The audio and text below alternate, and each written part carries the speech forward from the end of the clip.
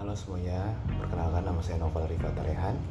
Di sini saya akan membawakan materi tentang Big Data, Data Science dari guest lecture yang dibawakan oleh Bu Mufida di Cakrawala University pada Selasa 8 Oktober 2024. Jadi apa itu data science? Menurut AWS, data science adalah proses menggali informasi berharga dari kumpulan data yang besar. Ilmuwan data menggunakan berbagai metode dari bidang matematika, statistik, dan komputer untuk menemukan pola dan tren yang bermanfaat bagi bisnis. Sedangkan menurut IBM, data science adalah ilmu data yang menggabungkan matematika dan statistik, pemrograman khusus, dan analitik tingkat lanjut. Lalu ada kecerdasan buatan yaitu AI dan machine learning dengan keahlian tertentu untuk mengungkap pola yang dapat ditindak lanjut yang tersembunyi di dalam data organisasi. Data science, the sexiest job of 21st century. Why? Menurut Harvard Business Review mengatakan istilah sexiest bukan menuju ke daya tarik fisik, melainkan kepada tingginya permintaan, potensi pertumbuhan, dan dampak signifikan yang dimiliki profesi data science. Kenapa data science itu penting? Data science penting karena menggabungkan alat, metode, dan teknik dan teknologi untuk memahami data. Di era digital, organisasi mengumpulkan data dalam jumlah besar dari berbagai bidang seperti e-commerce, kesehatan, keuangan, dan kehidupan sehari-hari, termasuk teks, video, dan gambar. Lalu, apa itu data collection? Menurut Office of Research Integrity Government, data collection adalah proses sistematis mengukur dan mengumpulkan informasi untuk menjawab pertanyaan, penelitian, menguji hipotesis, dan mengevaluasi hasil. Proses ini penting di semua bidang studi dengan fokus pada akurasi kejujuran.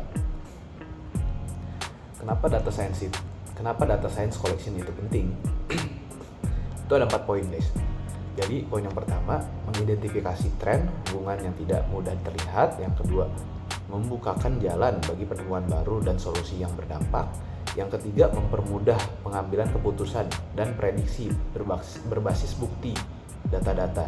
Dan yang keempat, yang terakhir, mengotomatiskan tugas dan menganalisis dataset besar dengan cepat. Kita next, Big Data Challenge. Itu ada volume, ukuran data yang besar. Variety itu jenis data yang terstruktur maupun tidak terstruktur. Veracity itu adalah trustworthy dari data, apakah data ini bisa dipercaya atau tidak. Lalu ada velocity, kecepatan data, real time data. Lalu yang terakhir ada variability, sama seperti variety tetapi fokus ke jenis data. Lalu ada kategori masalah dalam data science. Kuadran 1, data diketahui dan pertanyaan diketahui. Situasi yang paling ideal memiliki data yang jelas dan pertanyaan yang spesifik.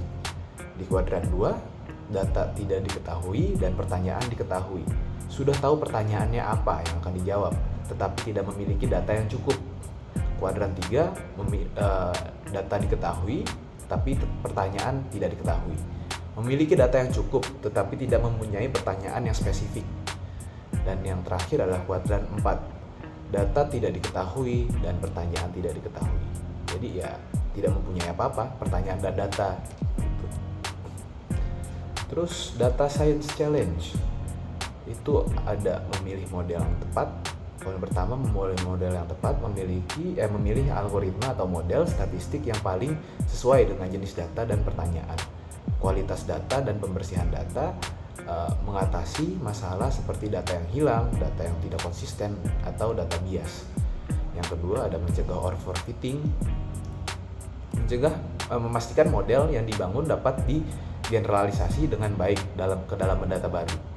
Sumber daya komputasi, memastikan adanya sumber daya komputasi yang cukup untuk menjalankan analisa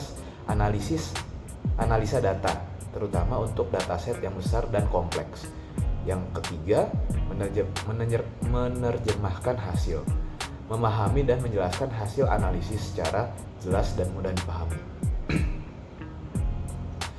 Pertimbangan etis memastikan bahwa data dikumpulkan, dianalisis, dan digunakan secara bertanggung jawab dan melindungi privasi. Lalu data science optimization, model performance, menemukan parameter optimal untuk model sangat penting untuk mencapai akurasi tinggi dan hasil yang diinginkan. Efisiensi dan generalization, teknik pengoptimalan membantu mengotomatiskan proses menentukan solusi terbaik, menghemat waktu dan sumber daya komputasi. Lalu ada gradient descent, secara iteratif menyesuaikan parameter model untuk meminimalkan kesalahan. Genetic algorithm, meniru seleksi alam untuk menemukan solusi optimal. Lalu yang terakhir ada Bayesian optimization, menggunakan model probabilistik untuk mengeksplorasi ruang parameter secara efisien. Lalu ada key component of optimization, itu ada objective function, fitur matematika yang mendefinisikan apa yang ingin dimaksimalkan atau minimalkan. Constraint, keterbatasan atau pembatasan pada solusi yang mungkin. Lalu yang terakhir ada optimization algorithm, seperangkat aturan atau prosedur untuk mencari solusi yang mungkin secara sistematis untuk menemukan solusi yang optimal. Dan next, optimization challenge, solution, and best practice. Sensitivitas hyperparameter memanfaatkan komputasi awan. Performa model bisa sangat sensitif terhadap pilihan hyperparameter. Memanfaatkan platform berbasis cloud. Biaya komputasi menggunakan penghentian awal atau early stopping. Melatih model yang kompleks dengan set data yang besar menjadi mahal secara komputasi dan memakan waktu. Performa pada set validasi dan hentikan pelatihan ketika perbaikan mencapai titik puncak untuk menghindari overfitting. Lalu yang terakhir ada prima lokal, menggunakan beberapa awal acak. Algoritma pengoptimalkan data terjebak pada solusi yang tidak optimal. Inisialisasi algoritma optimasi dari titik awal yang berbeda untuk mengeksplorasi ruang solusi yang lebih luas. Lalu ini ada operation tools. Kita di sini menggunakan bahasa pemrograman Python karena banyak digunakan karena library ilmu data yang banyak dan mudah digunakan. Lalu machine learning library itu menyediakan implementasi pengoptimalan yang efisien. Contohnya ada scikit-learn, TensorFlow, Keras, dan PyTorch. Hyperparameter tuning library itu untuk mengotomatiskan proses menemukan konfigurasi model terbaik. Toolsnya itu ada Optuna, ada HyperOPT, dan Grid Search CV. Baik, sekian saja presentasi dari saya, materi dari saya. Bila ada kurangnya mohon maaf, dan terima kasih. Wassalamualaikum warahmatullahi wabarakatuh.